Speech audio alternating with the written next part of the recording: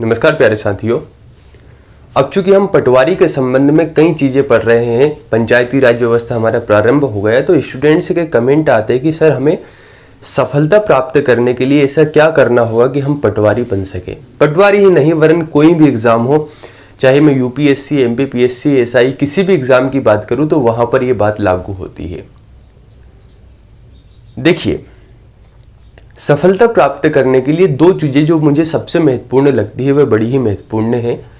मैंने कई विद्यार्थियों को देखा है कि जब वे किसी भी एग्ज़ाम की तैयारी करते हैं तो तैयारी के समय पे उनमें इतना जोश होता है कि अगर उनसे अगले दिन ही आप पेपर ले लें तो वे उस पेपर को सोल्व करने के लिए तैयार हो जाएंगे। इतने जोश से भरपूर रहते हैं, इतना मोटिवेशन रहता है। समय के साथ साथ ये जो जोश है धीरे धीरे धीरे धीरे नीचे आता जाता है और एक समय बाद पता लगता है कि उस तैयारी को ही उन्होंने छोड़ दिया, किसी और कार्य में लग गए। ये केवल आपके नहीं मिले, अन्य बहुत सारे विद्यार्थियों की ये समस्या देखी है कि शुरुआत में तो बहुत जोश था, बहुत खतरनाक तरीके से तैयारी कर रहे थे कि इनका तो फर्स्ट बार में ही सिलेक्शन होगा, लेकिन धीरे धीरे ये जो पेरा है ये नीचे चला जाता है। ये जो कंसिस्टेंसी की जो बात होती है ये नीचे चली जाती है। कहने का मतलब ये है कि सफलता के लिए दो चीज़ें बड़ी ही महत्वपूर्ण यहाँ से समझ में आती है। पहली बात तो ये कि आपने जो शुरू किया था क्या आप अंत तक उसे ले जा रहे हैं। आपने बड़े जोश के साथ शुरू किया, शुरुआत में आप 15 घंटे पढ़ रहे, 12 घंटे पढ़ रहे, 10 घंटे पढ़ रहे, कितने भी घंटे पढ़ रहे, क्या वह शुरुआत से अंत तक गया। पता लग रहा कि 10 से 8 आए, 8 से 6, 6 से 5, 5 से 4, 4 से 3 और धीरे धीरे 1 घंटे के बाद आपने पढ़ाई ही छोड़ दी।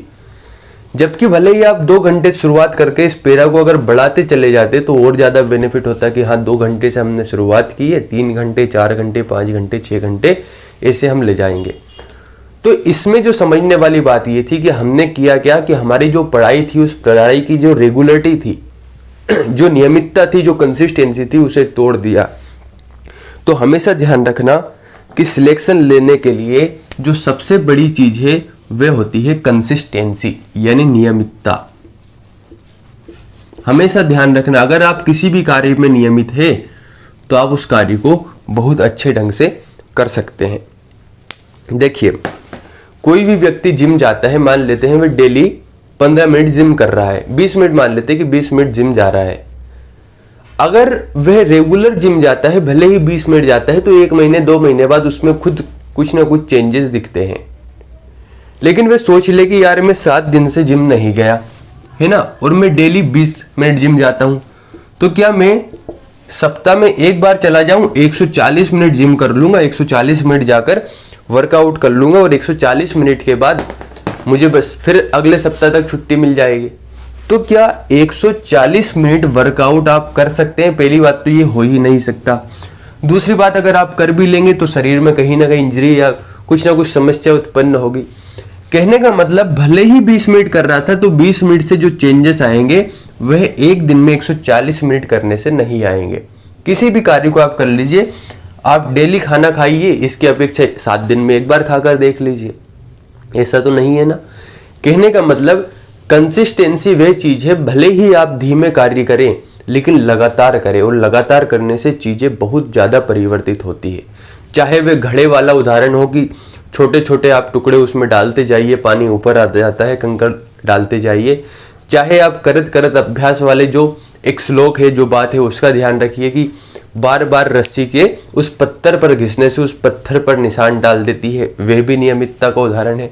चाहे आप इस बात को समझिए कि डेली जिम जाने में और एक दिन में जिम जाने में क्या अंतर हो गया। चाहे खाने वाले उदाहरण को समझिए कि भले ही आप डेली थोड़ा थोड़ा खाइए, आप सोचते कि 7 दिन में एक बार खा लेता हूं, तो वैसा होता नहीं है। पढ़ाई पर भी यही बात लागू होती है। फंडामेंटल सभी के सेम है कि कंसिस्टेंसी बड़ी ही जरूरी है अगर हमें सिलेक्शन लेना है। यानी भले ही आप कहते हैं कि कार्य की अधिकता नहीं बल्कि अनियमितता इंसान को मारती है, यानी कार्य अधिक है उससे समस्या नहीं है, समस्या यह है कि आप अनियमित हो, आप रेगुलर नहीं हो, ये चीज आपको कहीं ना कहीं पीछे की ओर ले जाती है। तो हमेशा ध्यान रखिए, पहला काम भले ही आप शुरुआत कितने ही कम चीज़ों से किए हो, हमें लास्ट तक पहुंचना, हमें सिलेक्शन तक पहुंचना। आपको अगर सिलेक्शन लेना है तो कंसिस्टेंसी यानी रेगुलर रहना पड़ेगा। बहुत महत्वपूर्ण चीज़ है रेगुलरिटी यानी कंसिस्टेंसी। भले ही आप 4 घंटे शुरू किए, धीरे धीरे चीज़ें बढ़ती जाएगी, लेकिन 4 घंटे पढ़ना है, 3 घंटे पढ़ना है, रेगुलर पढ़ना है। किसी दिन पढ़ने का भी मन नहीं किया, रिवीजन कर लेना है, कुछ भी पढ़ना है लेकिन पढ़ना है। पहली चीज़ तो ये हो गई, किसी भी एग्जाम की आप तैयारी कर रहे हो। दूसरी बात जो मुझे लगती है सबसे महत्वपूर्ण, वह है गाइडेंस, यानी इसे अगर हम कहें तो मार्गदर्शन। देखिए, मान लीजिए आप कंसिस्टेंट है, नियमित है। मैंने कहा कि आपको भोपाल से इंदौर जाना है, आपने रास्ता पकड़ा और पता चला आपको रास्ता पता नहीं था और आप भोपाल से रायसेन निकल गए, सागर निकल गए, दिल्ली निकल गए, दूसरे रास्ते को आपने पकड़ लिया। आपको लग रहा है कि गाड़ी चल रही है आपकी, आपको लग रहा है मेहनत हो रही है, लेकिन आपको ये नहीं पता कि आपका जो रास्ता है, ये रास्ता आपने गलती से गलत पकड़ लिया। तो कंसिस्टेंसी के साथ जो महत्वपूर्ण है वह महत्वपूर्ण है मार्गदर्शन। और एक बात और ध्यान रखना, जब हम गलत रास्ते पर होते हैं तो कॉन्फिडेंस ज्यादा होता है। ये मैंने कई विद्यार्थियों के साथ देखा है कि हाँ चले जा रहे हैं, मेहनत करे जा रहे हैं, भले ही रास्ता गलत हो। तो थोड़ा सा विचार कीजिए कि अगर मैं पढ़ रहा हूं तो क्या मेरा मार्गदर्शन सही है, क्या मेरा गाइडेंस सही है, जिस चीज को मैं पाना चाहता हूं वहां तक का ये रास्ता मुझे स्पष्ट दिख रहा है या नहीं। नहीं तो वही उदाहरण है कि आप भोपाल से इंदौर जाने की अपेक्षा दिल्ली वाले रास्ते पर निकल गए, रायसेन पर निकल गए और आप मंजिल को नहीं पा पाएंगे। तो कहने का मतलब यह है कि कई बार असफलता इसलिए भी मिलती है कि रास्ता गलत चुन लिया, इसलिए भी देरी से सफलता मिलती है कि इंदौर वाले रास्ते पर सीधे न जाकर, जो कि 5-7 घंटे का रास्ता था, पहले दिल्ली निकल गए, फिर पता लगा यार रास्ता तो उधर है, बाद में घूमते हुए वापस आए, तो थोड़ा सा देर हो जाएगी। तो कहने का मतलब कंसिस्टेंट रहिए, मेहनत करते रहिए, लेकिन साथ में आपका जो मार्गदर्शन है उसे सही रखिए।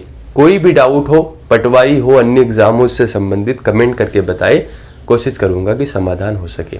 बहुत बहुत धन्यवाद।